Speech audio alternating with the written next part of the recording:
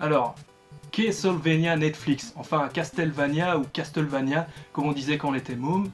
Je préfère vous prévenir tout de suite, moi j'étais persuadé qu'il y aurait des super remixes des musiques les plus cultes de la série de jeux vidéo.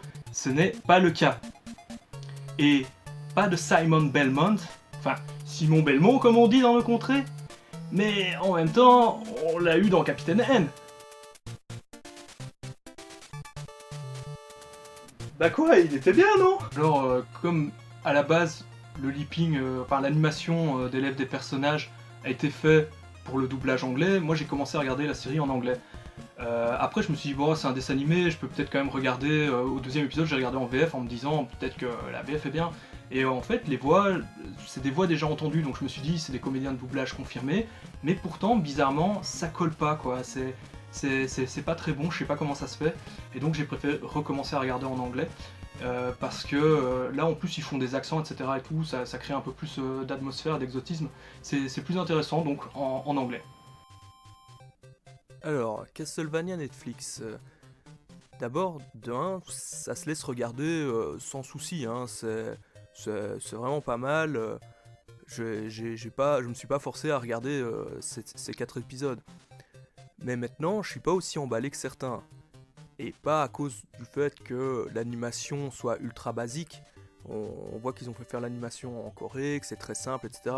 Graphiquement, ça ressemble à ce que les Japonais auraient fait s'ils auraient fait eux-mêmes un dessin animé Castlevania, et même au niveau du scénar en fait.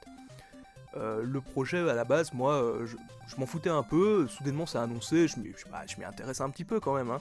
Et je vois que le réal, il se la pète en disant ouais, on va faire la meilleure adaptation de jeux vidéo, enfin il y aura une bonne adaptation de jeux vidéo, j'ai envie de dire il y en a déjà eu, mais bon, voilà, et ouais on va être les meilleurs, machin et tout, enfin un truc très à l'américain, donc d'un côté ça me fait marrer, et de l'autre côté j'avais envie d'y croire, tout en me disant plus on approchait de la date, que ce que je viens de dire, en fait, moi j'avais vraiment anticipé comment ce serait, qu'il y aurait une animation cheap, et qu'en fait le scénario serait minimaliste, et que ce serait vraiment du déjà vu, parce qu'en en fait moi c'est ça le problème que j'ai eu quand j'ai regardé ça, c'est que ça ressemble à n'importe quelle série d'animation japonaise qui se passe dans le même genre d'ambiance en fait.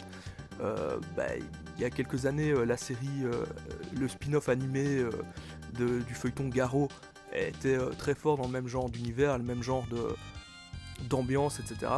Alors, auparavant, on a eu Trinity Blood qui était tiré d'un roman et qui a eu une version manga et une version animée.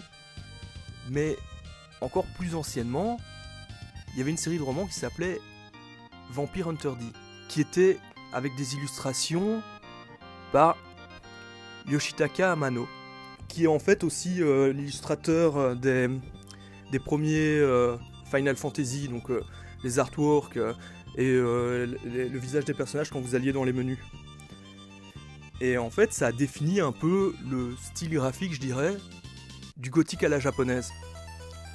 C'est vraiment ça, quoi. Alors, Yoshitaka Amano, il a collaboré aussi avec Neil Gaiman, pour référence à une précédente vidéo. Donc, ce que je veux dire, c'est que c'est une influence avouée de Konami, enfin des créateurs de la série Castlevania, que Vampire Hunter D est l'influence, on va dire, et d'ailleurs le personnage de Alucard est inspiré par Dee. Si t'as pas joué à Symphony of the Night, t'es pas un gamer.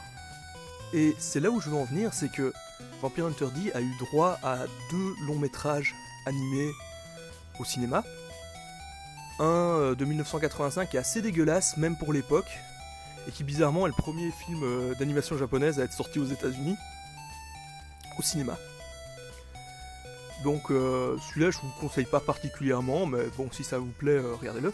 Et moi je parle surtout de celui qui est sorti en 2000, Vampire Hunter D Bloodlust, qui l'année suivante a gagné le Corbeau d'Argent au Festival du film fantastique de Bruxelles.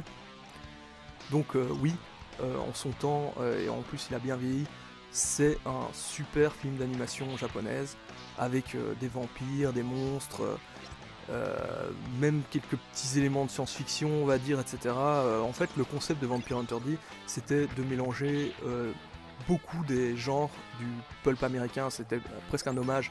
C'est-à-dire que sur une base heroic fantasy, on met une bonne dose de western, de l'horreur et un petit peu de science-fiction et d'autres trucs. Donc Vampire Hunter D Bloodlust, en fait, je vous conseille plus de regarder ça que la série Castlevania. Mais après, bon, la série Castlevania, comme j'ai dit en début de vidéo, elle est tout ce qu'il y a de plus regardable. Hein. Je veux dire, je me suis pas fait chier, c'était pas de la merde. Et en plus, bon, il y a quand même des passages bien gore. Et ça c'est le seul truc un peu surprenant, c'est que c'est bien gore par moment, quoi. Donc voilà, seulement 4 épisodes. Dans l'épisode 3 et 4, il y a à chaque fois une scène d'action vraiment vachement bien. Mais sinon, à part ça, on voit que l'animation ça coûte cher et si t'as pas plein de produits dérivés derrière pour après rentrer dans tes frais, ça sert à rien quoi. Et Netflix, on voit que ils croyaient pas trop au projet malgré que la prod était super motivée. Peut-être que si jamais ça fonctionne bien, la saison 2, il y aura peut-être plus de budget. Maintenant, ce qui est intéressant, c'est que c'est quand même purement un dessin animé qui vise un public adulte, avec des passages gore, etc. Ce serait bien que ça encourage les Américains à faire plus souvent ce genre de choses, pas vraiment des dessins animés purement adultes, pas un truc genre pour les gosses, mais il y aurait un double langage qui fait que c'est appréciable pour les adultes. Non, un pur truc adulte, comme ça se fait au Japon, quoi. Ça, ce serait vraiment bien. Donc ce sera la conclusion. Salut!